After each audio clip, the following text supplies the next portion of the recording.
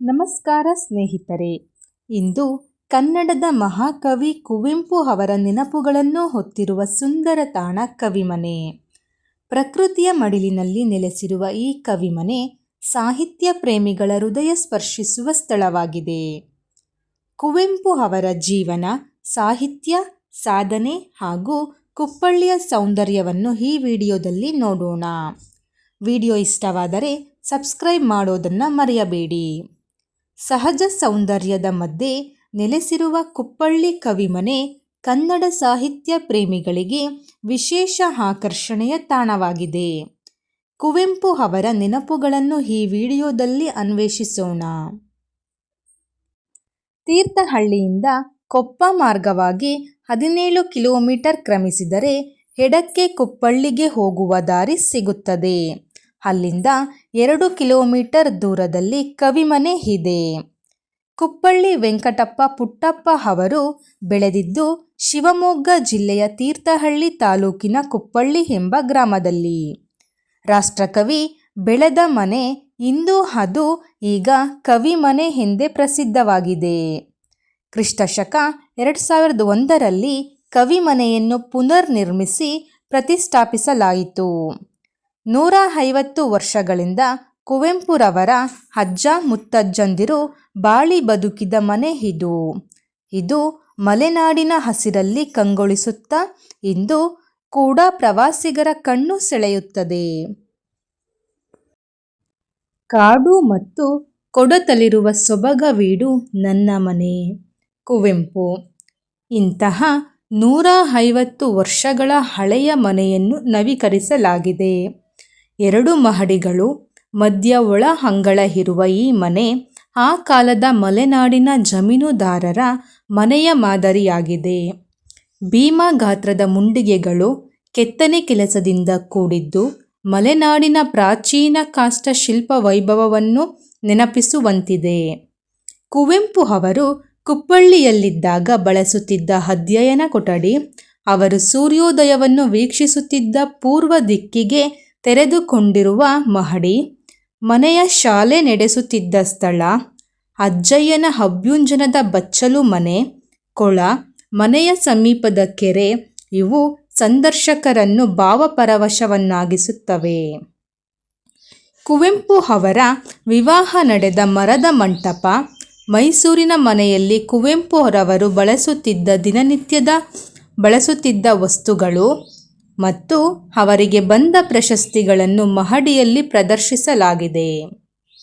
ಅವರ ವಸ್ತುಗಳ ಮೊದಲ ಆವೃತ್ತಿಗಳು, ಕೆಲವು ಹಸ್ತಪ್ರತಿಗಳು ಇಲ್ಲಿವೆ.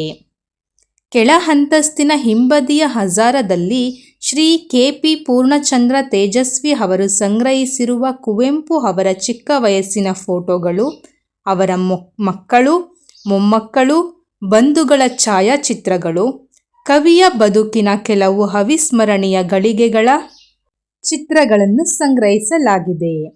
ಕುವೆಂಪು ಅವರ ಕಾಲದಲ್ಲಿ ಮಲೆನಾಡಿನ ಮನೆಗಳಲ್ಲಿ ಬಳಸುತ್ತಿದ್ದ ಗೃಹ ಉಪಯೋಗಿ ವಸ್ತುಗಳನ್ನು, ವ್ಯವಸಾಯದ ಸಲಕರಣೆಗಳನ್ನು ಸಹ ಸಂಗ್ರಹಿಸಿ ಪ್ರದರ್ಶನಕ್ಕೆ ಇಡಲಾಗಿದೆ.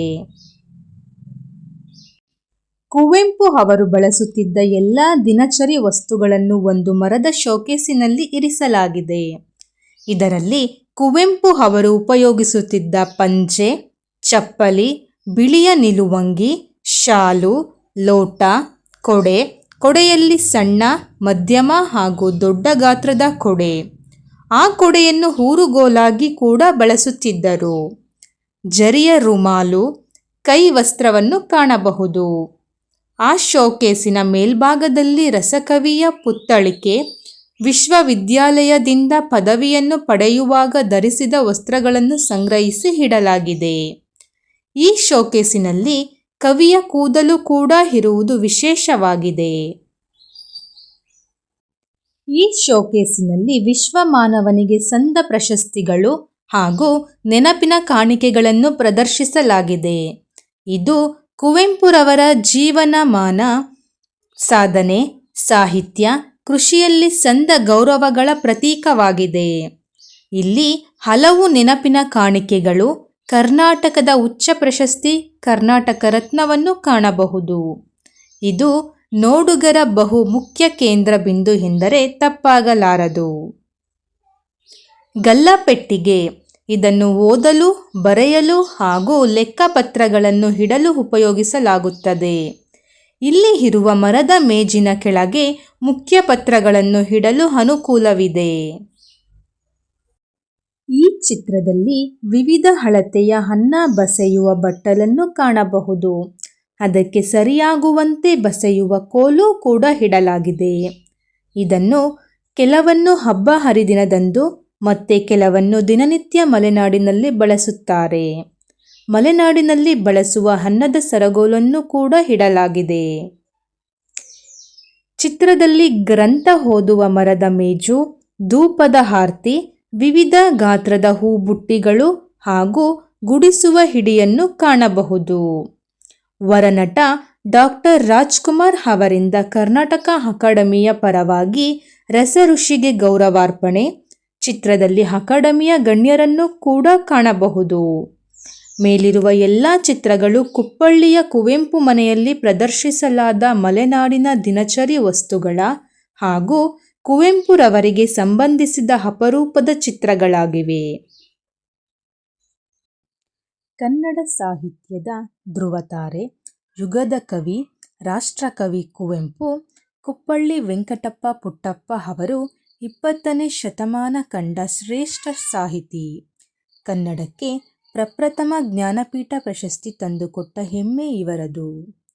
ಇವರ ಕಿರುಪರಿಚಯ ಮತ್ತು ಅವರ ಮನೆ ಹಾಗೂ ಬೆಳೆದಂತಹ ವಾತಾವರಣವನ್ನು ಈ ವಿಡಿಯೋದಲ್ಲಿ ತಿಳಿಸುತ್ತಿದ್ದೇನೆ.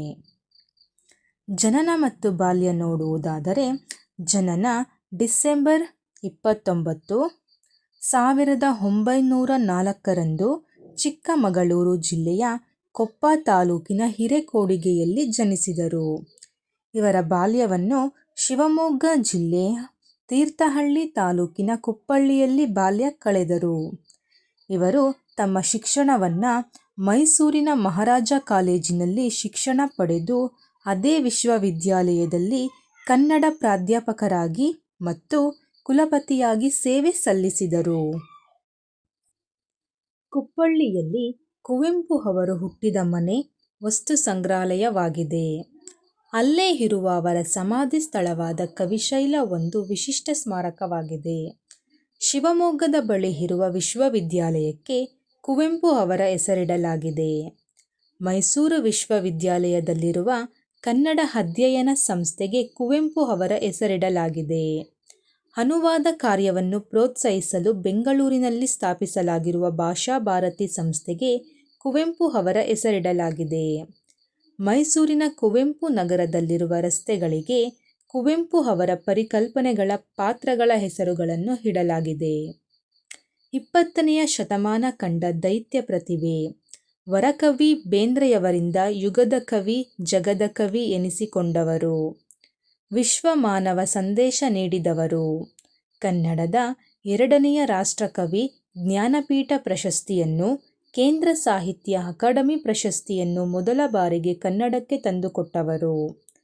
ಕರ್ನಾಟಕ ಸರ್ಕಾರ ಕೊಡಮಾಡುವ ಕರ್ನಾಟಕ ರತ್ನ ಪ್ರಶಸ್ತಿ ಹಾಗೂ ಪಂಪ ಪ್ರಶಸ್ತಿಗಳನ್ನು ಮೊದಲ ಬಾರಿಗೆ ಪಡೆದವರು. ಜ್ಞಾನಪೀಠ ಪ್ರಶಸ್ತಿ ಉಲ್ಲೇಖ ನೋಡುವುದಾದರೆ, ಕುವೆಂಪು ಅವರು ಸಾಹಿತ್ಯ ಬೃಹನ್ಮೂರ್ತಿ. ಕಾವ್ಯ ಮೀಮಾಂಸೆಯ ಯಾವೊಂದು ಸರಳ ಸೂತ್ರವೂ ಅವರನ್ನು ಸಂಪೂರ್ಣವಾಗಿ ವಿವರಿಸಲಾರದು. ಏಕೆಂದರೆ ಅವರ ಕೃತಿಗಳು ನಗ್ನ ಸತ್ಯವನ್ನೆಂತೂ ಅಂತೆ ಅತೀತ ಸತ್ಯವನ್ನು ಅನಾವರಣಗೊಳಿಸುತ್ತವೆ. ಸೃಜನಾತ್ಮಕ ಜೀವನ ಚರಿತ್ರೆ, ಸಾಹಿತ್ಯ ವಿಮರ್ಶೆ, ಕಾವ್ಯ ಮೀಮಾಂಸೆ, ನಾಟಕ ಮತ್ತು ಕತೆ ಕಾದಂಬರಿಯ ಕ್ಷೇತ್ರಗಳಿಗೆ ಪುಟ್ಟಪ್ಪನವರ ಕೊಡುಗೆ ಸ್ಮರಣೀಯವಾದುದು. ಅವರದು ವ್ಯಷ್ಟಿವಾಣಿಯಲ್ಲ, ಯುಗಧರ್ಮ, ಜನಾಂಗ ಧರ್ಮಗಳ ವಾಣಿ. ಅವರು ಬಹುಕಾಲ ತಮ್ಮ ಸಾಹಿತ್ಯದ ಮೂಲಕ ಚಿರಂಜೀವಿಯಾಗಿ ಇರುತ್ತಾರೆ. ಬಿ. ಎಂ. ಶ್ರೀಕಂಠಯ್ಯ ಅವರು 100 ದೋಷಗಳಿದ್ದರೂ ಕಾವ್ಯವೂ ಕಾವ್ಯವೇ, ಒಂದು ತಪ್ಪಿಲ್ಲದಿದ್ದರೂ ಜೀವವಿಲ್ಲದ ಕಾವ್ಯ ಕಾವ್ಯವೇ ಅಲ್ಲ. ಪುಟ್ಟಪ್ಪನವರ ಉತ್ತಮ ಕವನಗಳಲ್ಲಿ ಈ ಜೀವವಿದೆ. ಇರುವುದರಿಂದಲೇ ಅವುಗಳಲ್ಲಿ ಅಮೃತ ತತ್ವದ ಸಾರವಿದೆ ಎಂದರು. ದ.ರಾ ಬೇಂದ್ರೆಯವರು ಯುಗದ ಕವಿಗೆ, ಜಗದ ಕವಿಗೆ, ಶ್ರೀರಾಮಾಯಣ ದರ್ಶದಿಂದಲೇ ಕೈ ಮುಗಿದ ಕವಿಗೆ ಮಣಿದವರು ಯಾರು? ರಾಮಕೃಷ್ಣ ವಚನೋದಿತ ಪ್ರತಿಭೆ ತೆರೆದ ವಚನತತಿಗೆ ತಣಿದವರಾದರೂ ಯಾರು?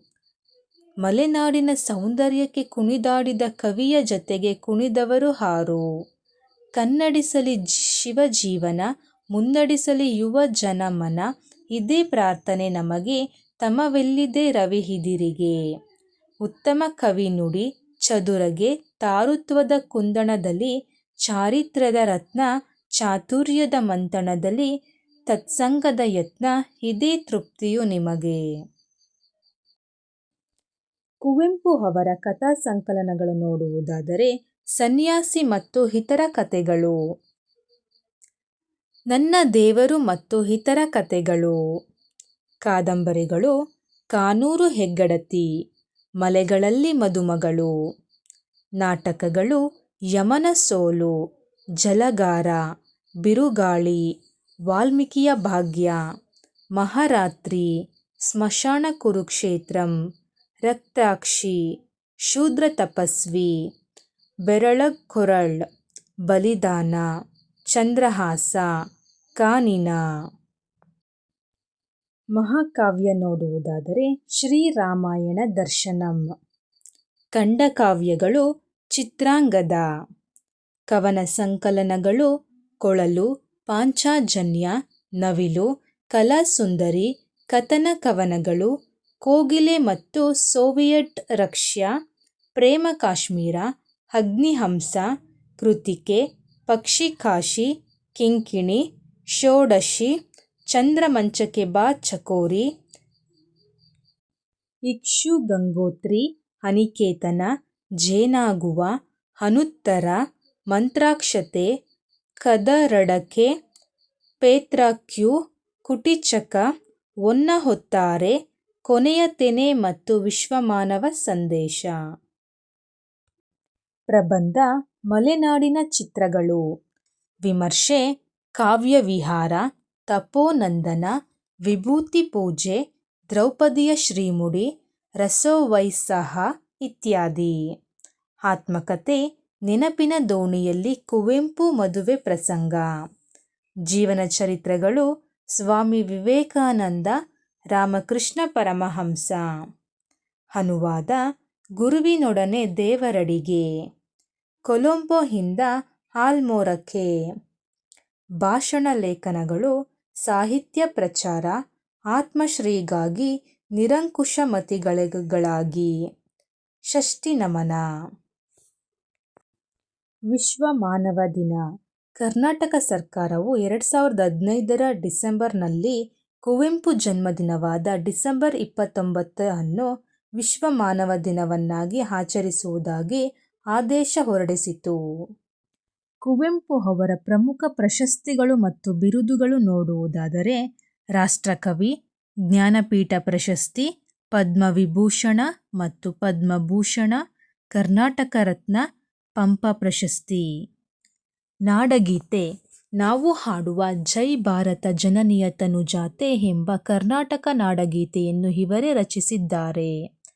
ವಿಶ್ವ ಮಾನವ ಸಂದೇಶ, ಜಾತಿ ಮತ ಪಂಥಗಳನ್ನು ಮೀರಿ ನಿಲ್ಲುವ ವಿಶ್ವಮಾನವ ಪರಿಕಲ್ಪನೆಯನ್ನು ಸಾರಿದ ಇವರ ದರ್ಶನ.